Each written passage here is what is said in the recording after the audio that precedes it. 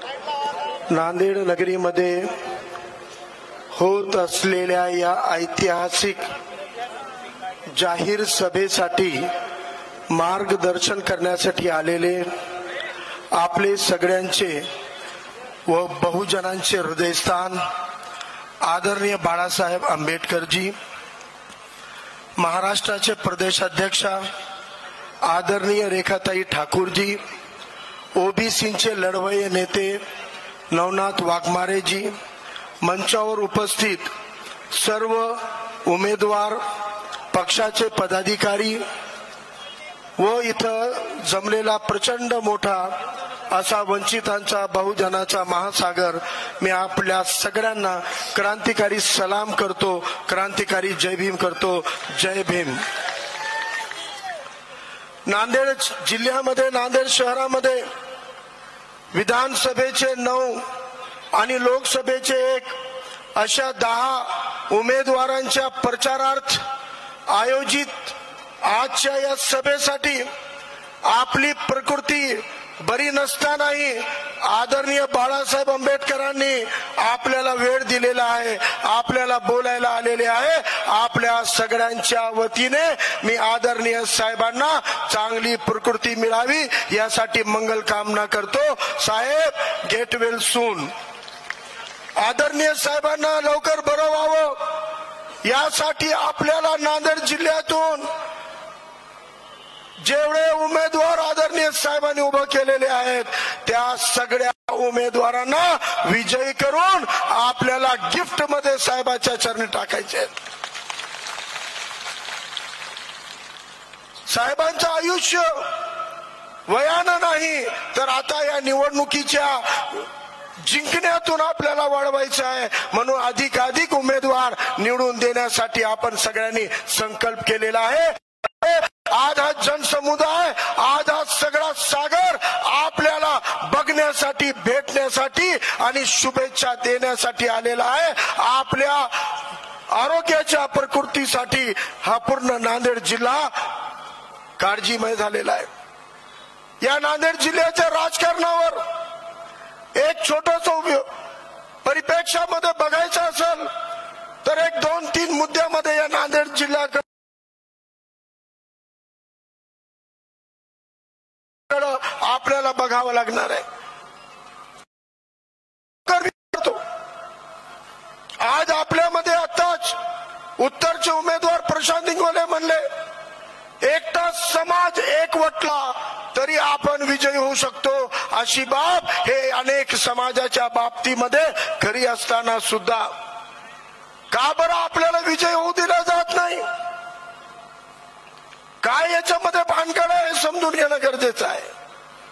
या नांदेड जिल्ह्याचा इतिहास, या नांदेड जिल्ह्यानं जे पहिला खासदार दिला होता ते हरिहरराव सोनुरेजी एक बौद्ध समाजाचे आणि डॉक्टर बाबासाहेब आंबेडकरांच्या पक्षाकडून निवडून येऊन खासदार झाले होते. या नांदेडमध्ये काँग्रेसला पहिल्या 2 निवडणुकीमध्ये विधानसभेला सबसेल अपयश आलं तेव्हा सय्यद फारुक पाशा नावाच्या एका मुस्लिम व्यक्तीला या नांदेडकरांनी 1 नाही 2 नाही सलग 3दा विधानसभेमध्ये निवडून पाठवलेलं होतं. जेव्हा इथून बौद्धाचे खासदार, मुसलमानांचे आमदार निवडून येत होते ते राजकारणामधली समतेचं मूल्य आज कुठं हरवलेलं आहे. काँग्रेसला हरवून प्राध्यापक नूरुल्लाह खान हे याच नांदेडमधून विधानसभेला निवडून गेले होते. हे नांदेडचा इतिहास आहे. मग आज बौद्ध समाजाचे, मुस्लिम समाजाचे, ओबीसी समाजाचे अनेक असे उमेदवार आणि सक्षम नेते निवडणुका लढतात, पण त्यांना गेल्या 45 वर्षामध्ये जिंकून येऊ देण्यात आलेलं नाही. एक कारस्थान इथं घडवलं जातो, षडयंत्र रचले जातात, खोटा प्रचार केला जातो आणि निवडून येणाऱ्या उमेदवारांना 2-2, 3-3 हजाराच्या मताच्या फरकानं हरवण्याचं काम या नांदेडमध्ये सुरू आहे. गेल्या 45 वर्षाचा इतिहास जर बदलायचा असेल तर आपल्याला पुढाकार घ्यावा लागणार आहे.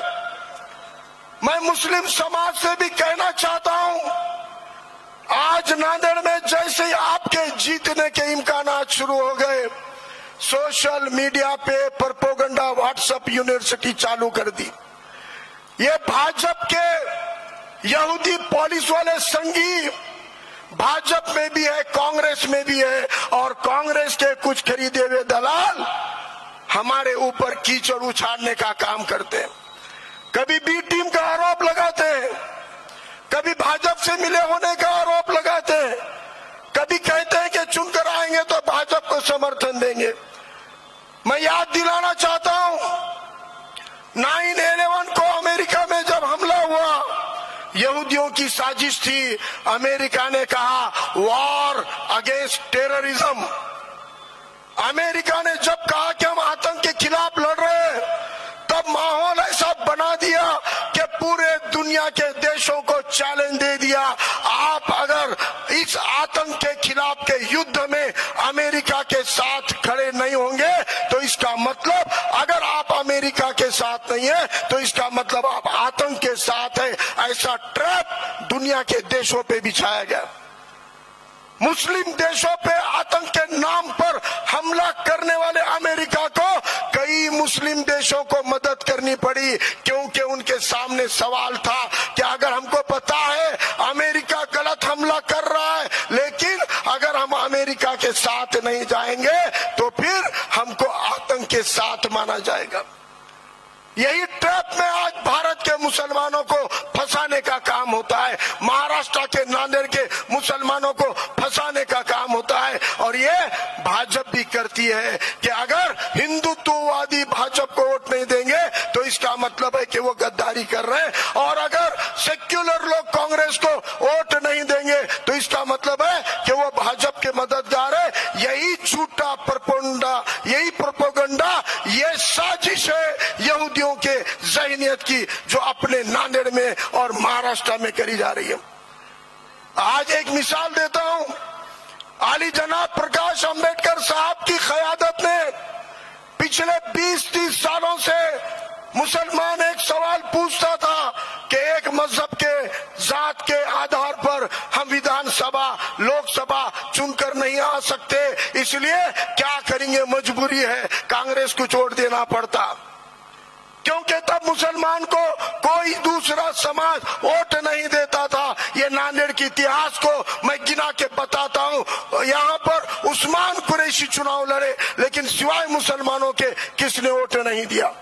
ईसा खान चुनाव लड़े, हमीद सरवरी सर चुनाव लड़े, गफ्फार खान चुनाव लड़े, सोना बेटी वाले सत्तार भाई चुनाव लड़े, लेकिन इनको सिवाय मुसलमानों के कोई हमवतन भाई ने वोट नहीं दिया, इसलिए ये लोग 2000-5000 वोटों से हारते आए।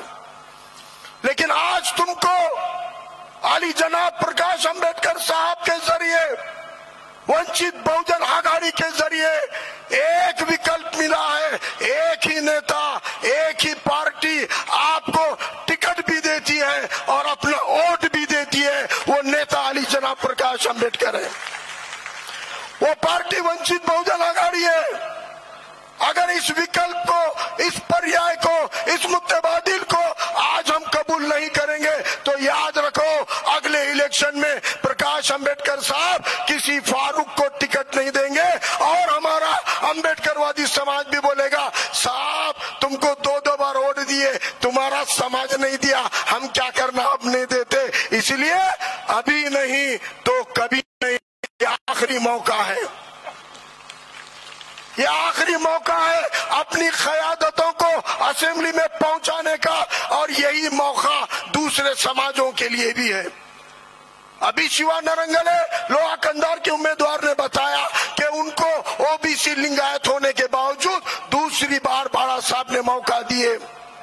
अगर लिंगायत ओबीसी समाज इस मौके का फायदा उठाकर अगर ओबीसी उम्मीदवार लोकसभा के अविनाश बोसीकर जी हो, या फिर किन्वट के पुंडलिक आमले साहब जो एक आदिवासी भाई हैं, दिलीप राठौड़ साहब और सुरेश राठौड़ साहब जो हदगांव और भोकर के उम्मीदवार हैं, और ये बंजारा ओबीसी समाज से आते हैं। हमारे देगलूर में और नांदेड़ उत्तर में बौद्ध समाज के सुशील कुमार देगलूरकर और नांदेड़ उत्तर से प्रशांत इंगोले, इन इंजीनियर पढ़ा लिखा नौजवान दिया गया है। आज मुखेड़ में राव साहेब देवकते नाम के एक हमारे धनगर हटकर समाज के भाई को टिकट दिया गया है। नायगांव में और लोकसभा के साथ साथ ओबीसीओ को और नांदेड़ दक्षिण में फारूक अहमद को उम्मीदवारी देने का काम बाड़ा साहब ने किया।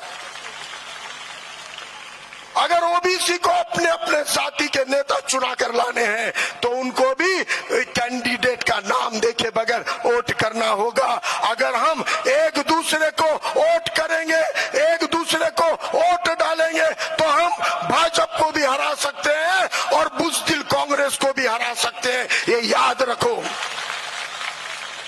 ये क़यादत है, ये मौका आपको दोबारा नहीं मिलेगा। आपको हराने की साजिशें होती है। एक छोटी सी मिसाल देता हूं। आज तक जो उलेमा इकराम ताईद या समर्थन देते थे वो समर्थन में वंचित बहुजन आघाड़ी के कैंडिडेट का नाम नहीं आता था। आज 2024 में पूरे महाराष्ट्र के 2 कैंडिडेट का नाम क्या आ गया, कांग्रेस के पेट में दुखने लग गया। और कांग्रेस के आका, कांग्रेस के ही मुस्लिम नेता के कंधे पे बंदूक रखकर ये कह रही है नांदेड़ दक्षिण में जो कहा गया है वो मुसलमानों को मानना जरूरी नहीं है। अरे अगर नांदेड़ दक्षिण में जरूरी नहीं है तो लोकसभा और बाकी कैंडिडेट में क्यों जरूरी है? सोशल मीडिया पे उलेमाओं के, तमाम उलेमाओं की रहनुमाई करने वाले इस भारत की बुलंद क़यादत हजरत मौलाना सज्जाद नोमानी साहब को अपने मफाद के लिए अगर ट्रोलिंग कर सकते हो तो देख, अगर एक उलेमा के ऊपर भी अगर ये ताईद के लेकर तनकीदें होती होगी तो अली जनाब प्रकाश अंबेडकर साहब उनके लिए सॉफ्ट टारगेट क्यों नहीं होंगे? किरदार कशी ये साजिश है, ये भाजपा भी करती आई है और ये कांग्रेस भी करती आई है। लेकिन इन साजिशों में आज तक इन्होंने जितने नुमाइंदे हमने चुन कर दिए, ना वो हमको नुमाइंदगी का मौका देते हैं, ना हमारी नुमाइंदगी करते हैं। ये नांदेड़ का क्या सीन था? निजाम के दौर में भी ये नांदेड़ औद्योगिक राजधानी मानी जाती थी। अकेली उस्मान शाही मिल में 10 से 12 हजार मजदूरों को 12 महीने का रोजगार मिलता था। सूद गिरनी थी, टैक्स कम था, सिप्टा था। ये चारों उद्योगों के अंदर 20,000 मजदूरों को 12 महीने का रोजगार मिलता था। आज नांदेड़ में एक इंडस्ट्री, एक उद्योग बताओ जहां पे 1000 लोगों को भी 12 महीने का रोजगार मिलता। ऐसा एक भी उद्योग पूरे नांदेड़ में नहीं है। 40-45 सालों में अशोक चौहान के साहब बीबी और गुलाम वाली राजनीति ने नांदेड़ के पूरे उद्योग बर्बाद कर दिए और उन उद्योगों को खरीदकर मशीनरी बेचकर जमीनों का भू माफियागिरी करके आज अगर रोजगार के मौके नहीं रहेंगे तो तुम्हारे हमारे बच्चों का मुस्तकबिल भविष्य क्या है? आम्ही आमच्या लेकरांना कष्टानं शिकवत आहोत, घाम गाळून कर्ज काढून त्यांना इंजिनियर डॉक्टर बनवत आहोत। उद्या उद्योग नसले तर त्यांचं भवितव्य काय आहे? आपलं आयुष्य गेलं, संपलं। येणाऱ्या पिढीचं भविष्य काय घडवणार? एकमेकावर टीका करून, एकमेकावर कुरघडी करून भानगडी लावण्याचं काम भाजप काँग्रेस करते। हे आत्ताही जर लक्षात आलं नाही तर आपल्याला येणाऱ्या काळामध्ये या संविधानाच्या अधिकारापासून वंचित करण्याचे षडयंत्र यशस्वी होतील। या देशाच्या सगळ्या रोगांचं, सगळ्या बिमारींचं मूळ कारण जर काही आहे तर या देशातलं राजकारण आहे। म्हणून राजकारणामध्ये समता आली पाहिजे। तुमच्या आमच्या खटकातला हा राजकीय अस्पृश्यतेचा नायनाट झाला पाहिजे आणि ते नायनाट जर करायचं असेल तर सामाजिक अस्पृश्यता विश्वरत्न डॉक्टर बाबासाहेबांनी संपवली आणि राजकीय अस्पृश्यता आदरणीय बाळासाहेब आंबेडकर संपवू शकतात, बाकी कोणी संपवू शकत नाही। म्हणून मी ओबीसी आणि मुस्लिम समाजाला कडकडीची विनंती करतो, अरे सगळे संकोच तोडा, हे शेवटची संधी आहे. बाळासाहेबांनी दिलेल्या प्रत्येक उमेदवाराला नांदेड जिल्ह्यातल्या 9च्या 9 विधानसभेमध्ये लोकसभेच्या जागेवर एकच सिंबॉल आहे. सोपं काम आहे. कोणत्याही मशीनवर जा, फक्त गॅस सिलेंडर दाबायचं, फक्त गॅस सिलेंडर. कोणत्याही विधानसभा, कोणत्याही विधानसभेतल्या 2 मशीना, काही कन्फ्युज व्हायचं नाही. रूम मध्ये गेल्यावर पहिली मशीन लोकसभेची पांढऱ्या बॅलेटची, दुसरी मशीन विधानसभेची पिंक कलरची, गुलाबी कलरची, पण दोन्ही मशीनीवर बाळासाहेबाचा गॅस सिलेंडर आहे. त्यामुळे आपण सगळ्यांना मी कडकडीची विनंती करतो, येणाऱ्या निवडणूक हे आपल्यासाठी शेवटची संधी आहे. सत्तेमध्ये जायची, एकमेकाला मतदान करा, एकमेकासाठी मतदान करा, एकमेकाला निवडून आणा. जर या ओबीसी आणि मुसलमानाला इथला आंबेडकरवादी समाज भरभरून मतदान देतोय, तर आमच्या मुसलमानांचा, ओबीसींचा कर्तव्य आहे त्यांनी इतर समाजाला सुद्धा मतदान दिलं पाहिजे. कारण आतापर्यंत तुम्ही ज्यांना मतदान केलं ते पण तुमचे नव्हते आणि तुमचे झाले नाही. जेव्हा तुमच्यावर संकट आले, जेव्हा मुस्लिम समाजावर संकट आला, विधानसभा संपल्या एनआरसीच्या नावानं मुसलमानांना देशातून काढायचं षडयंत्र आला. कोणताच नेता आणि पक्ष मुसलमानांच्या बाजूने लढला नाही. अगर कोई अपनी पार्टी के साथ मैदान में उतरकर बोला था कि एनआरसी सीए सिर्फ मुसलमान 40% हिंदुओं पर भी धोखा है, ये बोलने की जुर्रत सिर्फ प्रकाश अंबेडकर साहब ने की. उसके फौरन बाद कोरोना के नाम पर बदगुमानियां फैलाए गए कि तबलीग की वजह से कोरोना फैल रहा है. उस वक्त भी कोई सेक्युलर नेता सामने नहीं आया. तब प्रकाश अंबेडकर साहब ने बयान देकर कहा कि कोरोना तबलीग की वजह से नहीं, ये मूर्ख मोदी की वजह से फैला है. अगर उसने इंटरनेशनल फ्लाइट बंद कर दी होती तो भारत में कोरोना का प्रसार नहीं होता. ये हकीकत को सामने लाने वाली क़यादत का नाम प्रकाश अंबेडकर साहब है. इसके बाद कोरोना के आड़ में छोटे छोटे कारोबार बंद कराए गए. अरे ऊंचे तबकों का फर्क नहीं पड़ता, वो धन्ना सेठ है, कई महीने अपनी पीढ़ियां निकाल सकते हैं, लेकिन हमारे छोटे छोटे मुसलमानों के, ओबीसी, माइक्रो ओबीसी के, बहुजनों के धंधे बनते. लॉकडाउन का कानून तोड़कर आपकी दुकानें, होटलें, चाय की टपरी, तारी की होटल खुलवाने के लिए कोई आगे आया तो प्रकाश अंबेडकर साहब. मुसलमान रिजर्वेशन के लिए 5% रिजर्वेशन लागू करो, इसलिए बंबई में मोर्चा निकालने की क़यादत करने वाले, और पहला मोर्चा अगर किसी ने विधान भवन पे निकाला तो प्रकाश अंबेडकर साहब थे. इसके बाद बार बार हमारे धार्मिक प्रतीकों का इस्तेमाल करके दंगों की साजिश हो रही थी. नबी के बेहुरमती का काम हो रहा था. हमको लगता है किसी ने व्हाट्सएप पे फॉरवर्ड कर दिया तो वो दोषी है. अरे वो दोषी जिसको हम गुस्ताख कहते हैं, जिसको हम मलून कहते हैं, इनकी तादाद घटने की बजाय बढ़ रही है, इसलिए कि इसके ऊपर कोई सख्त कानून नहीं है. और ये घटनाओं को, नबी की शान में गुस्ताखियों को रोकने का काम अगर करना है तो सख्त कानून, एट्रोसिटी जैसा सख्त कानून लाना पड़ेगा. ये सोच ख्याल अगर रब ने किसी के दिल में डाला तो वो शख्सियत आली जनाब प्रकाश अंबेडकर साहब. पैगंबर बिल असेंबली में रखा, कहा कि ये कानून पास करो. पैगंबर का उमान या अकेले भारत का नहीं, इंटरनेशनल लेवल पे मुस्लिम देशों से दुश्मनी मोल लेने का काम है. एक आखिरी बात कहता हूं, औरंगजेब के नाम पे, टीपू सुल्तान के नाम पर कोल्हापुर में दंगल हुई, औरंगाबाद में दंगल हुई, अमरावती में दंगल हुई, सोलापुर में दंगल हुई. कोई सेक्युलर सामने नहीं आया. कांग्रेस के मुस्लिम लीडर बोल रहे महाराष्ट्राच्या मुसलमानांना काय औरंगजेबचं नाव घ्यायची गरज आहे. राज्यसभा के मेंबर क्या है ये डायलॉग. लेकिन उस वक्त आली जनाब प्रकाश अंबेडकर साहब औरंगजेब रहमतुल्लाह के मज़ार पे गए. वहां पर उन्होंने जियारत की चादर चढ़ाई और कहा, हाँ मैं औरंगजेब के मज़ार पे आया हूं और मैं ये कहना चाहता हूं कि औरंगजेब इस भारत के ऊपर 54 साल हुकूमत की, ये तारीख तुम मिटा नहीं सकते।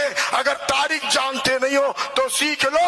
54 साल भारत की सल्तनत पे हुकूमत करने वाले बादशाह का नाम औरंगजेब है, और मैं यहाँ आया हूँ, फोटो उतारा हूँ। क्या उखाड़ सकते उखाड़ लो, क्या केस कर सकते कर लो। ये कहने का दमखम अगर कोई क़यादत ने दिखा तो अली जनाब प्रकाश अंबेडकर साहब है। ये ऐसी क़यादतें नहीं मिलती है, आज है, उसकी कद्र करो। और इनकी मदद से इनकी पार्टी ही आपको टिकट देती है, वोट देती है। हम इस मौके का इंशाल्लाह फायदा उठाएंगे। बाड़ा साहब, मैं आपको यकीन दिलाता हूँ, नांदेड़ के जनता, नांदेड़ के ओबीसी, नांदेड़ के मुसलमान इंशाल्लाह इस बार वंचित बहुजन आघाड़ी के कैंडिडेटों को जिताने का काम करेंगे। ये विश्वास, ये भरोसे के साथ जगा लेता हूँ। अल्लाह